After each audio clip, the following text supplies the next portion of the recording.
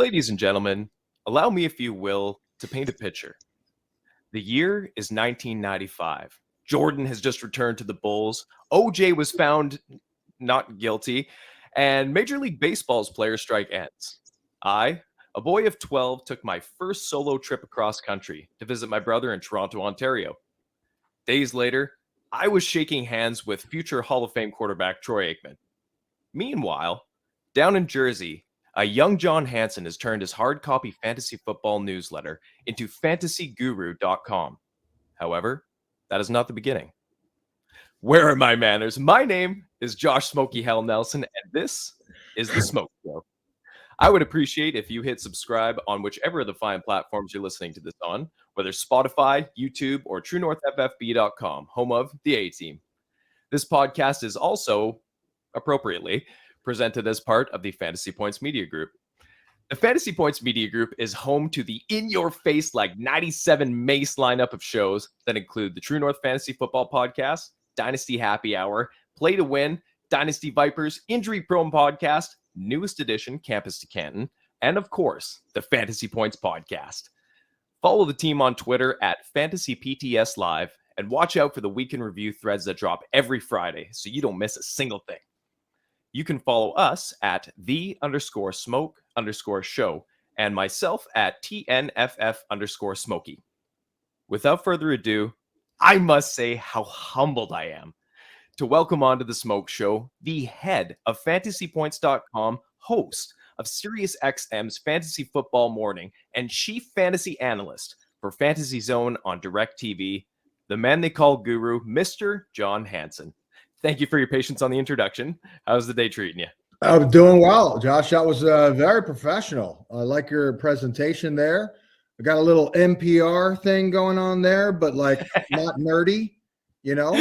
So I'm digging it, though. I do have a question. What are we smoking here on the show? Is it, what is the representation? Is it literal? Is it figurative? Is it ganja? What are we doing over here? There's a lot of different connotations you could roll with it. The original iteration of the show did have nice pun, by the way. Nice pun. You can roll with it. Get it? Yeah. You know, I mean, up in Canada here, it's been legal for a couple of years, so it's a comfortable subject, we can say now. Gotcha. But it did have some connotations, but there was a lot of double entendres, you know, where there's smoke, there's fire. There's just a lot of low-hanging fruit that you could use for various promotional. Talk about John Smokey Brown, you know. Yes, like sir. Love Smokey. Yes, but, you know, as I alluded to in the intro, 95 was not the beginning. So I would like to go back a year further into 1994. Being a formative turning point type of year for you, what was the inspiration behind the Guru Report? How did you land on publishing a hard copy fantasy football newsletter? Yeah, it's a very basic and simple story. I've told it a million times. Happy to tell it again, but I was in my mid-20s. I was married with a kid, and you know, obviously needed to make money and a living. And I had just graduated recently, maybe a couple of years earlier, with a degree in communications. You know, BS degree. Let's be honest here. It's like majoring in watching television. But the only way I was going to end up going to college, which I did finish and got a 4-year degree. And I am really into media. So I was working as a disc jockey in Atlantic City, New Jersey, and played fantasy football for a while. I started in the 80s, believe it or not. My first pick was actually Walter Payton. Okay, I am. Okay, now in my defense, I was like 18, but still pretty damn old. Yeah. So anyway, I was pretty good at fantasy, and there was a guy in my league who I made a couple like incredibly ballsy picks. And the guy's like, "You're like the guru or something," you know, like, and then they kind of started calling me that. So I was working at this radio station, and they started renting space in the building to a little over-the-air TV station that had literally like 4 viewers. And then there was a change in the FCC regulations in which all of a sudden this little rinky-dink over-the-air station was in like 1.5 million homes. And the cable companies had to carry them. So it's a long story, but they started putting on these little cheesy local like call-in shows and sports shows, a couple sports shows already.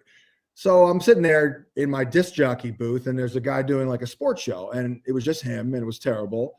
And it was right around it was fantasy draft season. I was like, dude, not for nothing, but you should probably have me on your show. And like, they call me the guru in my league, I mean, even in 94, people were pretty tuned in to fantasy. So he did that. I came on once or twice. We really hit it off. And then I just started doing the show full time. We started gaining a little bit of a cult following because at the time there were only like 30 channels.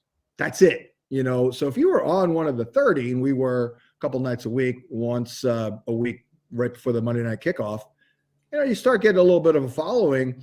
The next year, I kind of proclaimed Isaac Bruce as the next Jerry Rice. And people were like, who the hell's Isaac Bruce? Like literally, like they didn't know who he was. And I was like, that's a bold statement. And well, he ended up having the 4th most receiving yards in the history of football. So right around that time, decided, because we were getting a lot of calls, I'm like, I'm looking to make a move here, do something, get started with something in media, ideally. So I decided, let me just start a little hard copy newsletter. I was working in publishing, and I could just like market it on the show.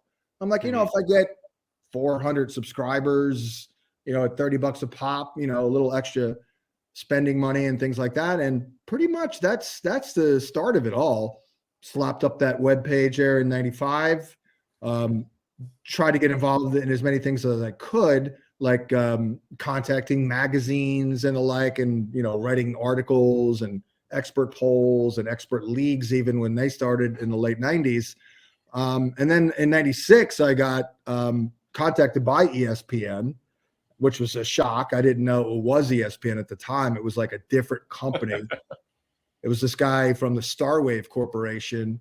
He's like, hey, send me your stuff. Maybe we could use you.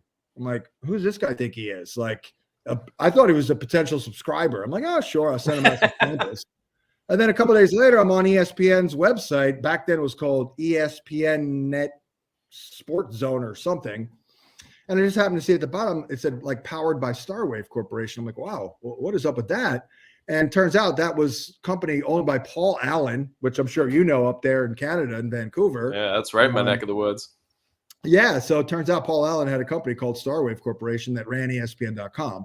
Then I found out what they were looking for, because they had literally no fantasy contributors at all in 95.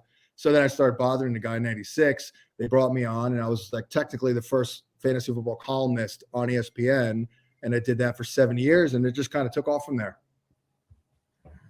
Unbelievable. So what was your analytical process like in those early days, and how has that evolved to the present? It's a great question. I've always been a little bit more of a qualitative guy. I'm an eyeball guy. I'm kind of like I'm not a big numbers guy. But what's really ironic about that is, I work with Graham Barfield and Scott Barrett. I work on the radio with Mike Clay, who's a really good friend of mine. He's a great guy. And our processes are so much different, yet we always come to the same damn conclusions on players, because, I guess when your eyeballs have been peeping out players for 27 damn years, you better be pretty good at scouting and things like that. And I've just always been someone who had pretty good emotional intelligence, like very good intuition. I could read people really well. I was very predictive oriented. I would make like these bold predictions, like Walter Mongdale's going to get his ass kicked. You know what I mean? Like, even though that was an easy call in 1984, but yeah, that really hasn't changed that much. What has changed is obviously I've kind of honed my eyeballs, if you will, learning a little bit more about what to look for and, what are the attributes and all that. I certainly have a feeling for the data and all that. And like I said, I always seemingly come up with the same answers than the data people. Then the other element of it is just general NFL news and reporting, being able to parse through the BS, the coach speak, and things like that.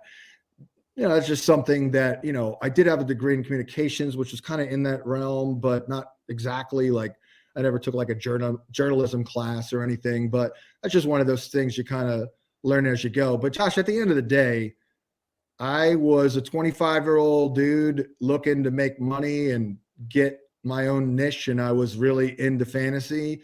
And from the moment I started till like an hour ago, I've been just kind of flying by the seat of my pants and figuring it out as I go along. So how important has the guru branding been from this get-go? Like when you walk into a place preceded by that, it kind of sets the bar pretty high. Yeah, it does. It brings does draw a lot of skepticism. It's a funny story about that. I was at the Super Bowl about it was the year I was in Houston. I can't even remember who the hell was playing. It wasn't that long ago. It was like 3 years ago. I was in Houston. So a friend of mine that I work with on TV, his name's Dr. Mark Addix. He was on ESPN for a while. He's a big, medical analyst, but he also played in the NFL, won a Super Bowl. So he lives in Houston. So with all the NFL people there, he had like a little dinner party. So I go to the dinner party and I'm a little late. And I know a lot of people in the room, but there's a couple but I didn't know. So Teddy Bruschi's there. And you watch ESPN, you see Teddy Bruschi. I mean, the guy's no joke, right? He doesn't smile much, like it's very serious, football. Obviously fit in well with Mr. Belichick over there. So anyway, I'm sitting down and I think it was like Mark Schlereth or something. He's like, Teddy, I want to introduce you to someone. It's the guru. And Teddy's like, what? I was like, I'm sorry, Teddy. I apologize. I was like, it's marketing. But yeah, some people do. I mean, you should have seen the eye roll. He's like, who the hell is this guy? But then obviously I cleared the air. I'm like, it's just a name, and then we talked and he was like, oh, okay, this guy's all right. But it was initially, he was like, really, dude? Really? You're going with that? But it is funny you mentioned that because, when I started it, I was just going to go like my name, but I'm like, you know what? This damn guru thing, like, I didn't give it to myself. I mean, it wasn't like people were screaming at me down the street back then, yo, guru, but they did call me that in my league.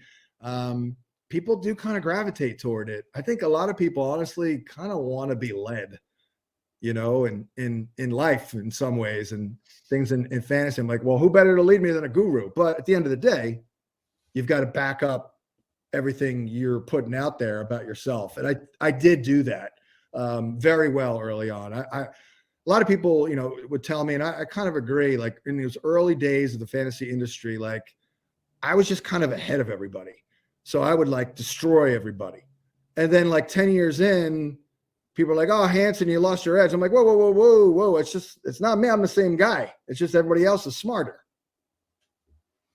Yeah, you've seen the kind of curve of the industry catching up to what you were kind of leading on.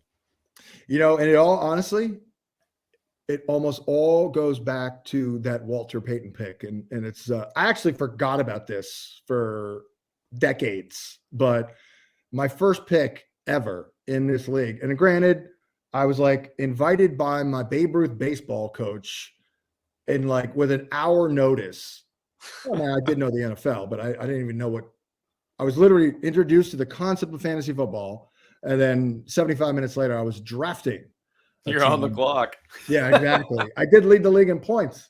And now I forgot my damn point where I was going with that. But, I did back it up pretty well by doing the opposite of that Walter Payton pick. So I was so mad at myself for taking Walter Payton. Granted, he had like 370 carries or touches the year before, but he fell off a cliff.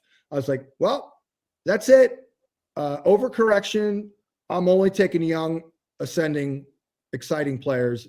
I'm never taking anyone at the tail end of their career ever again. And I kind of been like that. A couple of years later, the best story is back then in '89, in my league, you just didn't draft the rookies until like the fourth round, even if you knew they were great. Like I remember even a couple of years after that, Marshall Faulk was a fourth round pick. Everyone knew he was great, still fourth round. I took Barry Sanders at 10 overall. And then on the hook there, I had a satellite dish where I would scout players out with, getting raw feeds just from the sky. Basically, it was no direct TV. I saw this Sterling Sharpe guy balling out for the Packers. I'm like, oh my God, this guy's unbelievable. So the next year, his second year, I think he had 55 catches for like 700 yards and like 3 touchdowns. I took him at 12, and he had like 1,400 yards and like 14 touchdowns. That's when the guy's like, you're like the guru or something. But it kind of all went back to that first Walter Payton pick and the shame and humiliation I felt for taking an old man who was about ready to be shown the door.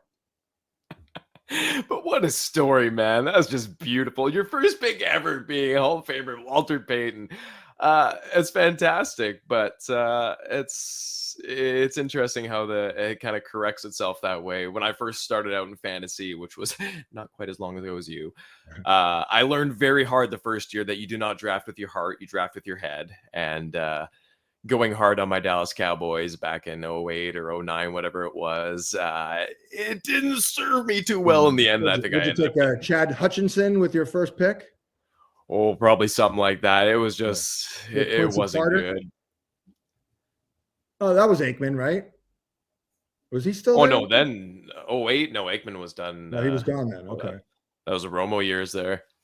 Oh, wait, dude. See, I'm thinking, oh my God, I'm thinking of 98. Never mind. No. See what happens? You start piling up the decades here. You'll forget about forgetting years, the confusing years. This guy right here, I confuse decades, sir. It's interesting. Well, you have the advantage of a very first-hand perspective over one of the largest samples of an industry. And you've seen trends arise and become integrated into fantasy football in order to evolve and improve the game. With this in mind, what do you see as being some of the next steps in the evolution? That's a really difficult question, because I think the key to the progress, and believe it or not, the innovation, is actually simplicity. Because I think, like DFS, it's so basic. I used to get companies come to me all the time. I've got this great new idea where I'm going to simulate the stock market and you can buy and sell these guys.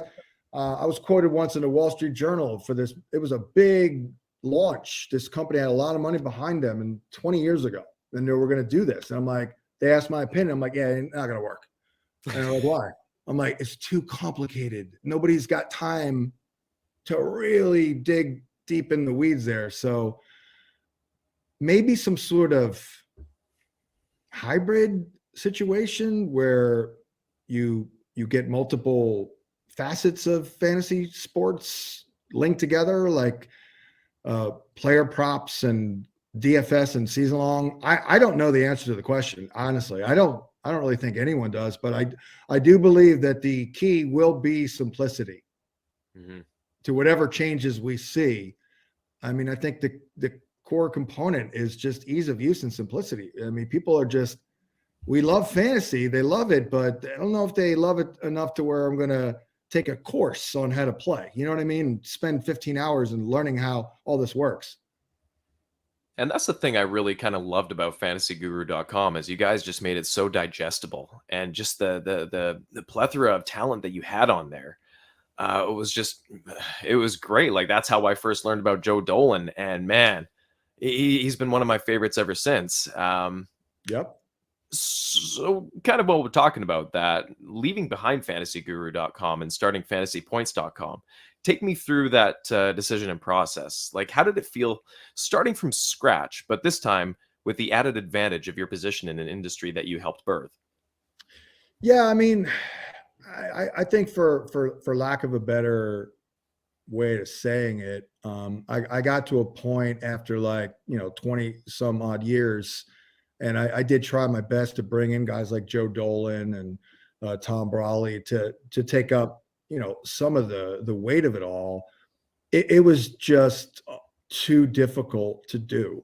It's hard enough to be all over the content and also do media, but I was literally doing everything for a number of years, like even behind the scenes, customer service, for God's sakes, I did for for 10 years. I would work for 12 hours doing business development type things and customer service type things, because it's part of it's my fault. I should have delegated a little bit more, but it was one of those things where it's going to take me 2 hours to explain it. So let me just do it in an hour myself, Yeah. But yeah, it was just too much. And, a company came and approached me, and I've had many other companies come and approach me in the past where I, kind of fended them off a little bit, but they looked at my books and it made like an offer, and I was like, nah.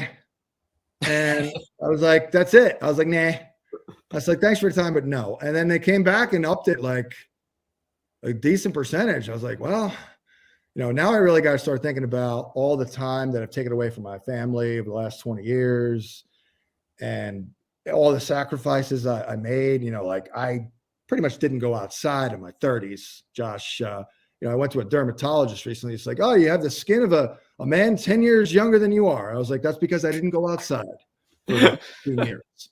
He's like, that'll do it. So yeah, that was a decision that it was a very difficult one and all that, but I made it, and my quality of life did improve after that.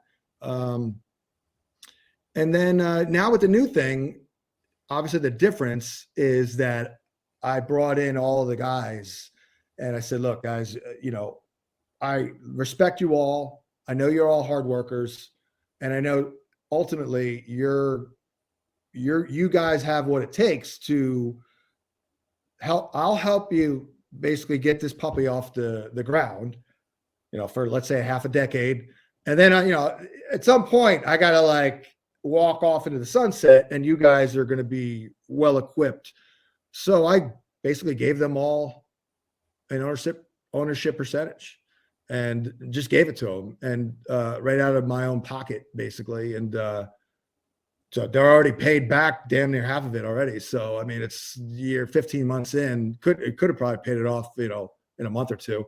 So yeah, so it's a lot different now that Ben Kukanis, who of course, love Ben, Joe and Tom and Graham, and see, these guys are doing business development things. I'm not touching all the things that drove me nuts. Like I'm not doing anymore. So I'm just trying to, focus on the football and the broadcasting. And I mean, I'm involved, but it's not like it was. Literally every single thing that would come up with Fantasy Guru, the website, and for 20 years, it was pretty active site. There were a lot of, tech problems and customer service needs and things. Literally every single thing that came up, content wise or behind the scenes, it was on me.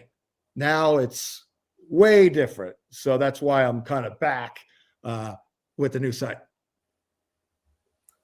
So that had to weigh fairly heavily on you. How has that affected your mental state now with being able to delegate those responsibilities in a way that would have been a lot more helpful back then? How does that affected you? I mean, I definitely I feel less overwhelmed, because that was the word I would use for 10 to 15 years. Unmanageable. Like, and again, I tried to bring in help, but it would be like I would bring in 2 full-time people, and then we'd grow 19%, and I'd get another media job that would take me away and things like that. So it's just manageable now, basically, as opposed to completely unmanageable. But I actually thought you were going to go back to the Guru site and how I kind of handle that, because the website is obviously still going on, obviously without me. And the surprising answer is I don't give a shit. I thought it was going to really bother me, but I think I've been so energized by the launch of Fantasy Points and kind of doing it all over again, starting from scratch. It's kind of like Tom Brady, I mean, not to put myself in that same era. He's got much better hair, but it's kind of like that, like it doesn't bother me at all. People have asked me, I've been asked 100 times, doesn't that bother you? Like you're no longer, I'm like, not really. I'm into like doing it again, basically. And as I said, when we launched the site, this is one last chase of perfection in the fantasy sports industry. Mm-hmm. And that's got to be a great feeling knowing that you've hit that home run twice. I mean, well, yeah, I mean, right now it's like right now with fantasy points, it's only 15 months in. So it's a ground rule double right now, but yeah, certainly looking at, we're looking to steal third and probably go home on a wild throw to third, So yeah, it feels good. Yeah, it does. Though the route may have been unconventional as you navigated the waters and forged the path of a fledgling industry in the mid 90s, is this where we're talking about? Is this where you envision being at this point in your career? Like, was this the goal, having a household name presence across multiple media mediums? Like you said, you had the bachelor's degree in communications, so I imagine this sort of scenario had to have been at least one of the outcomes. Yeah. I mean, I don't really think of myself as a household name kind of a thing. It's just, I don't know. I guess obviously I'm a little too close to myself, but the other whole element at play here, which I've mentioned him a number of times, but it kind of is like, it kind of like was part of the reason things were unmanageable, but it's also a big element that gives me great satisfaction. So I planned on being in broadcasting, and my wife and I had a child very young, like 23 and 24. That kid now is like 60. No, just kidding. But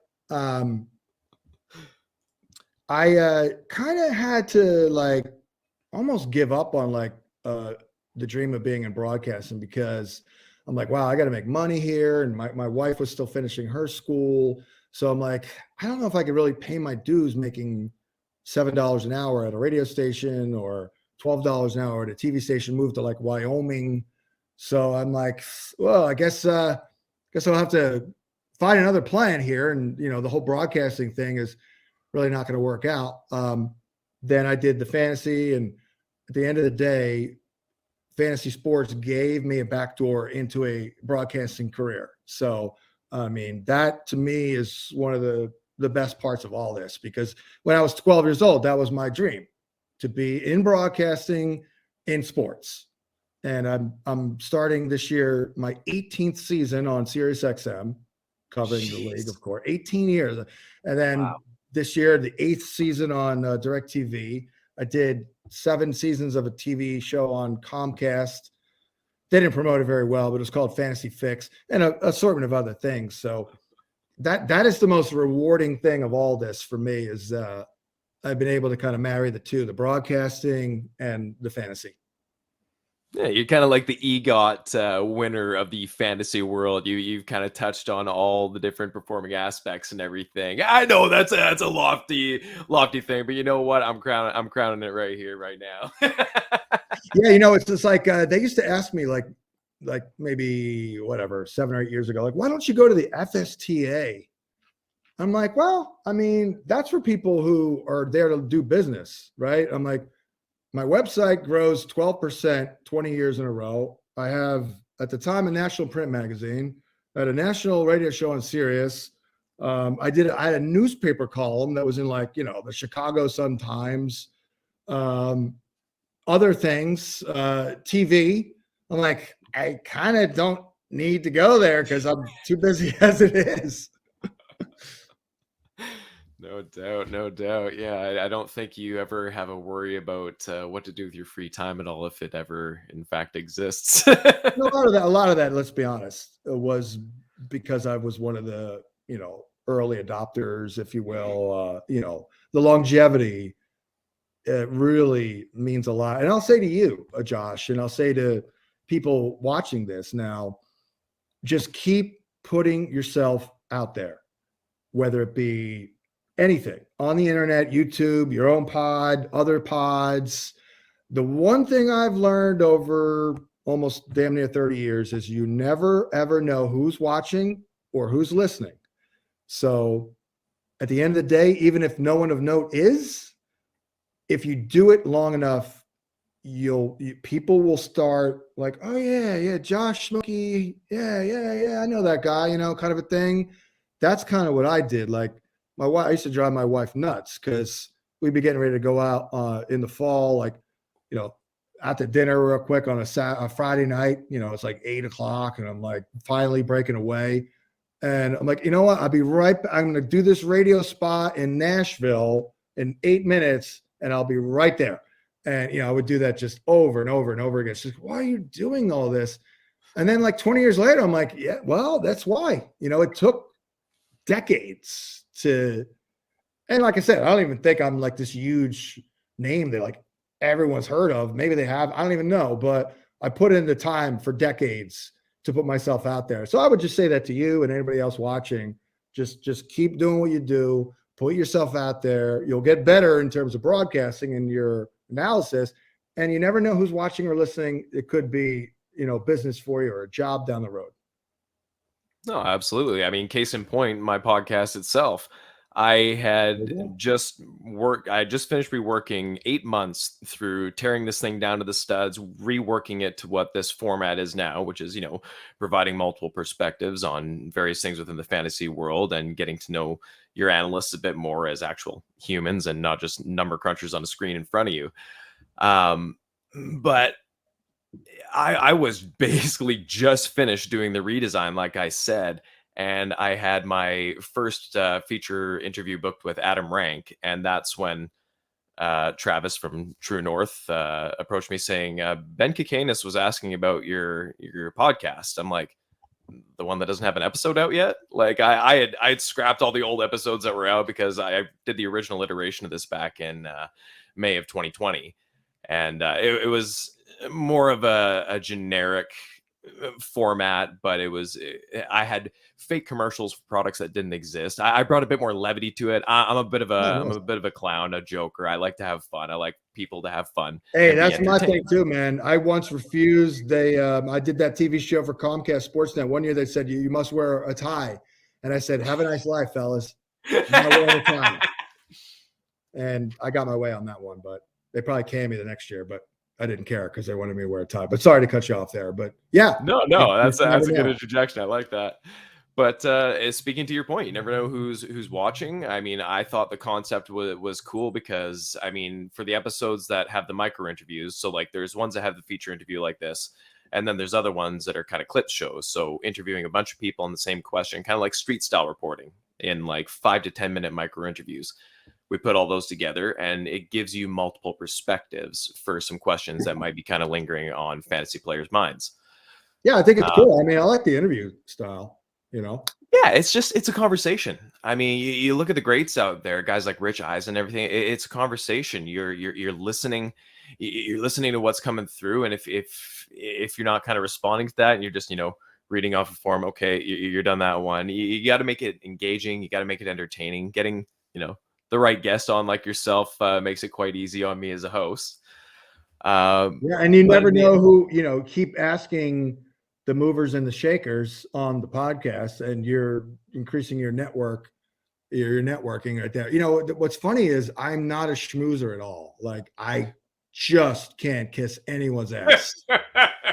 So people are like, everyone. I mean, you must be like real schmooze. I'm like, not really. I've been around so damn long that eventually you'll come into my orbit, but I'm sure you're a better schmoozer than I am. Well, in the former career, I was a bartender and hospitality worker for about 20 plus years. And there you go. That's where I learned to be engaging with people, how to read people, stuff that is, very translatable to other areas in life. And I found it suited me quite well. Interviewing is just like talking to a customer on the other side of the bar there. Yeah. Do you read players like that, by the way? I'm trying to get more up on that. There's definitely areas.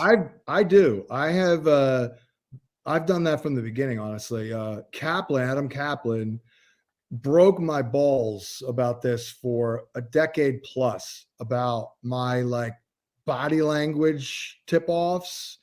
Then all of a sudden he noticed that NFL teams are really starting to pay attention to body language in like combine interviews and even once they're in the building and things like it's like a thing. And I was like, you see? It's intangibles. It is. I'll give you a great example. 6 years ago, I'm at the combine, and what happens is when I'm there, Sirius XM NFL radio, they bring a lot of the players once they are available on the set there, but they have like spillover. Like they can't get every damn player on the NFL radio. So I would take like the cast offs, like Dak Prescott when his rookie year, your boy. Yeah. Nobody wanted to talk to him. 4th round pick. I'm like, I'll talk to him. So I did that. But there was a receiver who, I mean, I feel like I'm, a pretty friendly guy. I can make these kids feel comfortable, and I'm pretty good at that. And so I tried it with this guy, and he was just like mumbling, looking down at the ground, no eye contact. I'm like, screw this guy. This guy's got no chance. Well, Devontae Parker. His first 5 years was Ben. It was ding, ding, ding, ding, ding, ding, ding, ding. Nailed it. And he had one damn good year, but that was a great example. I'm like, forget this guy. But like, why? I'm like, I'm just not seeing the opposite of an alpha dog. Whatever an alpha dog is, that guy's the opposite. Oh, absolutely. And especially when it comes to the wide receiver position, you want these guys to have the swagger. You want them to be that Michael Irvin walking in like, this is my field. This is my turf. I go up and make that play. Y'all clap.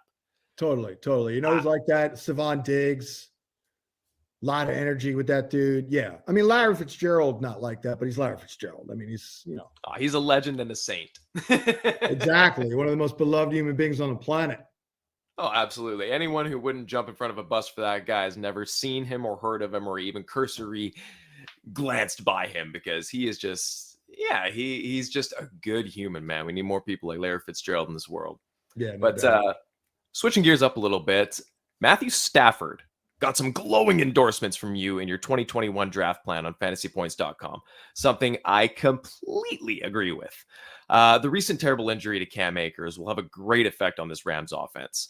You also mentioned in the draft plan that if Akers were to go down, Henderson is a top 15 back. Oh, yeah, I did.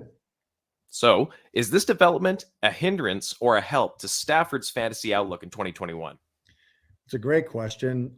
I honestly have to lean. What did I say? Top 15? Well, I'm pretty close. I just threw that arbitrarily, but I do have him at RB 19, by the way. So that's close. Yeah.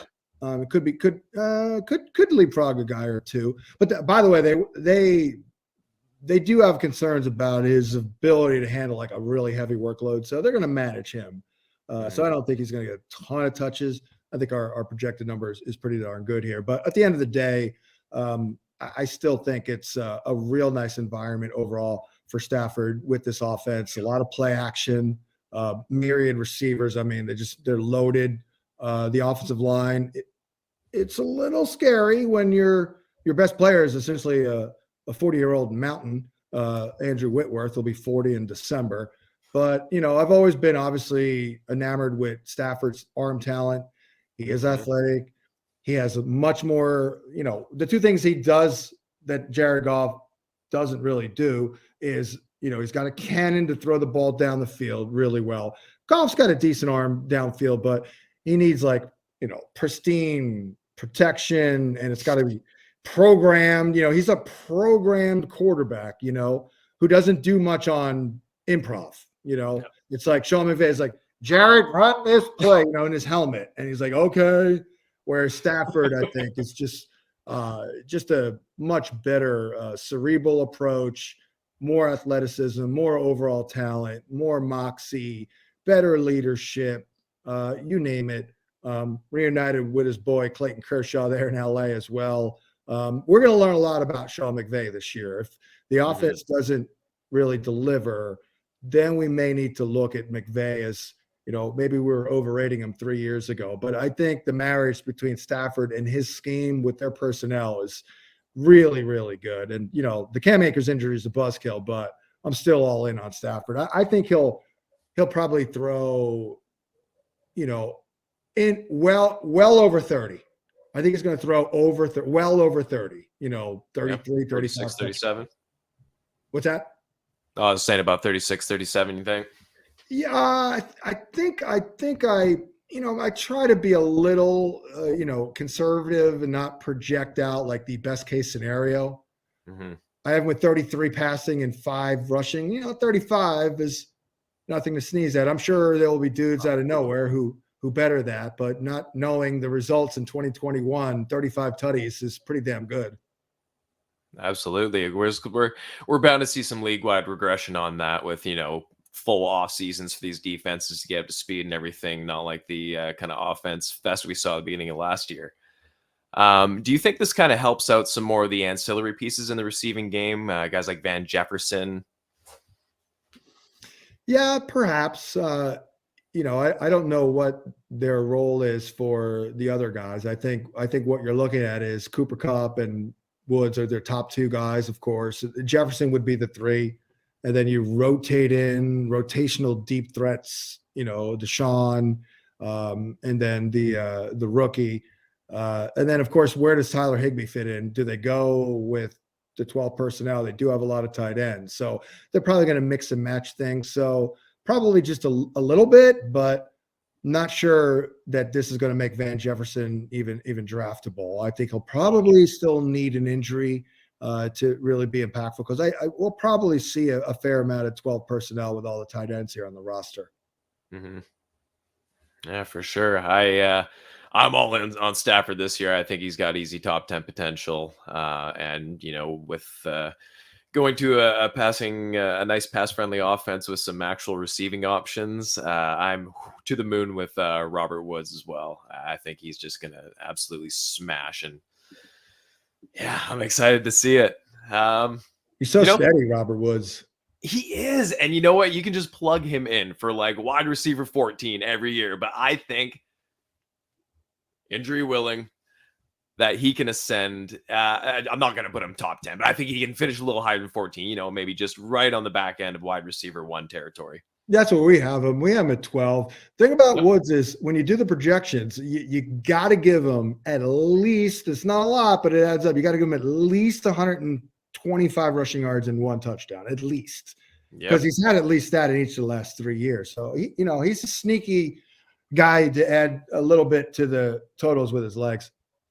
So do you think they keep using him on some jet sweeps and stuff like that, though they've got a quarterback that can actually launch the ball now? Yeah, I mean, that's a fair point, but I would think so. He's very effective, in that role. He's just a heck of a football player. I actually used to like him in Buffalo, believe it or not. Yeah. People forget how good he was at USC, Yes, sir. Well, you know what? Let's end this on a fun note. What are a few of your best and worst calls of all time in fantasy football? Oh boy. Well, I'll go right to the worst one. I calculated that I literally screwed over 1 million people with this one, because it was in the early days. It was not that early. It was like 05. And, one of my pet peeves with the fantasy industry is a lot of groupthink, and that's why I try not to read other people, because I don't want my own, opinions kind of influence. But I just had this thing with Kevin Jones, the running back out of Virginia Tech. He looked good the year before. He ran a really good 40, very fast, versatile and all that. So I just got it in my head that I was a little ahead of the curve too, because I thought it was going to be like a true 3-down back, catch like 50 balls, get 250 carries as well. So I was talking PPR. I'm like, you know what? I like this kid. I interviewed him that year for the magazine. He was solid. I think he's a Philly guy where I'm from originally, or thereabouts. Ranked him at 5 overall. Now his ADP was like 15. So I come out in the magazine and everywhere else ranking him at 5. And it just seemed like everyone else was like, whoa, whoa, whoa, whoa, whoa. And there goes the ADP, up. And then wouldn't you know it, he freaking settled in with an ADP like 7 or 8. And everybody who took him that year got absolutely hosed. It wasn't good. And that was my bad. Of course, the next year, he was an RB1 in PPR technically.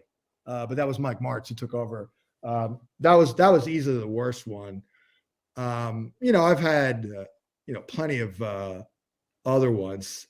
nothing really truly stands out, although I did almost quit in 01 because Really? Trent Green was my guy. I was all in on Trent Green when he went over to the Chiefs, and he just completely crapped the bed that year. Of course, he made 5 Pro Bowls after this, but it was a rough year. 9/11 happened that year. The year before in 2000, I was like, I literally got everything right. Like, it was unbelievable. It was just the planets aligned, the stars aligned. It's like all my quarterbacks. And then I got cocky the next year. I'm like, I'll be fine. And he wasn't, So, yeah. Best pick of all time is probably that Sterling Sharpe pick. Yeah. I mean, 10th overall, I'll call up the numbers, was clearly me trying to be the smartest person in the room.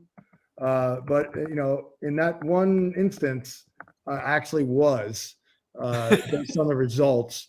All right. So we had, this is crazy. 1988, he had 55 catches for 791 yards and 1 touchdown. I took his ass at 11 the next year, and he had 90 catches, led the NFL for 1,400 plus yards and 12 touchdowns. Just that's I'll never duplicate that ever. That was my best pick ever. I'll never match it. Oh, you've definitely been ahead of the curve on more than a few things throughout the course of this conversation today. And by the way, I ended up becoming friends with Sterling Sharpe. I was on the NFL Network the year it launched, doing a TV show with Sterling. Me and Kaplan were the fantasy experts, and it was Solomon Wilcots and Sterling Sharpe and somebody else. So I told Sterling the short. He was like, "Yeah, right." He didn't believe me. did not believe me. I'm like, all right. I actually recently had Sterling on the show after like a 15-year no communication. But, you may remember him, but he's the best receiver that no one ever talks about. He's probably my favorite receiver of all time. All time? Yeah, I would take him over Jerry Rice regularly. Woo! And, his last year in the NFL, he led the league in touchdowns with 18, then retired. Because he had not about going out on top, but that's probably, a lot of these guys just don't know when to hang it up, don't know when to quit. Some go out. He was all injury. No, he was all injury. He had a neck injury. No. That was gonna, in 1992, he led the NFL with 108 catches, led the NFL in yards and touchdowns. And this is with Jerry Rice in the league. The next year, he led the NFL again in catches. 1274 and 11 tutties. The next year, 94, led the catches, led the league with 18 touchdowns. And then at 29 years old, he had to retire. He would have played like his brother Shannon. Yep. He would have played at a high level probably another 8 to 9 years and locked in Hall of Famer. Locked in. You imagine those numbers. Then, with Brett Favre, too. The prime of Brett Favre's life. I mean, Brett Favre broke out in Green Bay throwing at Sterling Sharpe. Yep. And just think he might have walked away with more than 1 ring out of Green Bay in that time. Totally. That's sad. I kind of want to lobby people, and I already have, for Sterling Sharpe to make the Hall of Fame. By the way, the other story was, I believe I told you the Isaac Bruce story. That was technically my first prediction. Yeah. And that's probably my second best one. But I kind of tried to help Isaac get into Hall of Fame. He came on the radio show like 2 years in a row where he didn't make it, and I allowed him to complain. And I'm like, Isaac, you got to get fantasy people voting. Yes. Power of the people. We really need to have a voice because, let's face it, we have moved the NFL needle big time over the last 20 years. Absolutely. And he was like, yeah, well, you fantasy people, if you were all voting, I'd be in, 5 years ago. I'm like, you're damn right. But then the next year he got in. So he came on. It was all good. Oh, maybe it was just that Hansen bump, just getting him over the finish line there. Next is boy Torrey Holt, who I work with as a co-host for 2 years. We got to get him in. He'll be in there as well. Oh yeah, I don't think he's going to be waiting a ton of time. Well, you know what? I got to thank you so much for coming out today. It's been an absolute honor having you on the Smoke Show. This is a bit of a bucket list item for me. It was sometime sometime during the season last year, you put a tweet out saying that, you know what, I'm open for some time. I'll come on some podcasts, but you had to, though my only stipulation is you had to have been around for a year. And so immediately I went to see when the first Smoke Show episode was released, and I set an alarm on my phone for book John Hansen for the 1 year anniversary on that. And I told Ben Kakanis the story when he onboarded me with the Fantasy Points Media Group, and I just thought it was kind of funny. I told him that, and he's like, "Yeah, we could probably make that happen a little sooner." So thank you. I do honestly appreciate it. Yeah, no problem. Sorry if we were a little all over the map there, Josh, but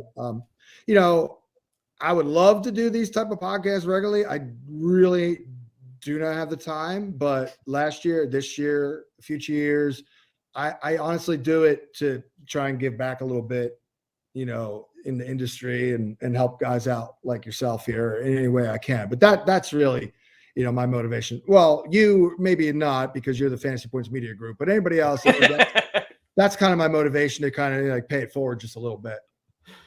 No, and I don't know if we could ever convey the appreciation that I'm sure I speak for the rest of the guys in the media group that we feel for the company bringing us on, and having us be affiliates, and the bumps that we've had, and it's been really fantastic. So thank you. Well, thank Ben Kakanis. Well. That's all his idea, man.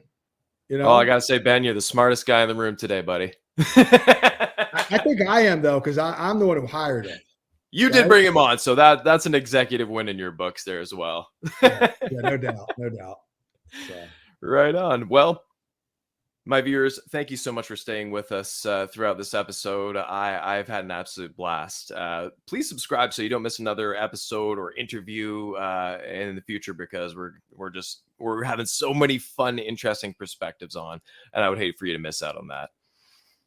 This has been brought to you by the TNFF Network, home to other such podcasts as the Gold Jacket Podcast, the Point After Podcast, and the Jet Sweep Show, my Monday Night Football halftime show that I co-host with Will Harris at It's Harris Time on Twitter. This podcast has also been a presentation of the Fantasy Points Media Group. My name is Josh Smokey Hell Nelson, and I thank you for joining us. John, all I have left to say is, where there's smoke, there's fire, like Antonio Gibson. Throws a prediction in there as well. Oh, I love it. And you know what? I'll co-sign on that. Gibby's going north. He's getting that passing game involvement I'm hearing out of camp. So that's the next step, kids.